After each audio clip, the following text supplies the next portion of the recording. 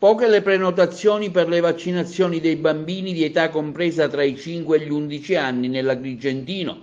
Sandro Pitruzzella, presidente dell'Ordine dei Medici e degli Odontoiatri di Agrigento, chiede pertanto la collaborazione dei pediatri di libera scelta e dei medici di medicina generale affinché intervengano sensibilizzando i genitori e far vaccinare i propri figli. È cominciata la vaccinazione per i bambini dai 5 ai 11 anni e voglio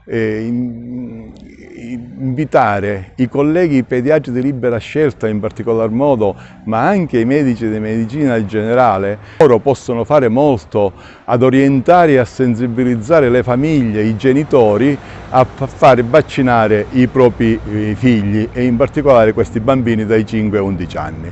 Perché vero è che l'infezione nei bambini è meno grave, ma anche loro possono finire in ospedale, possono finire in terapia intensiva.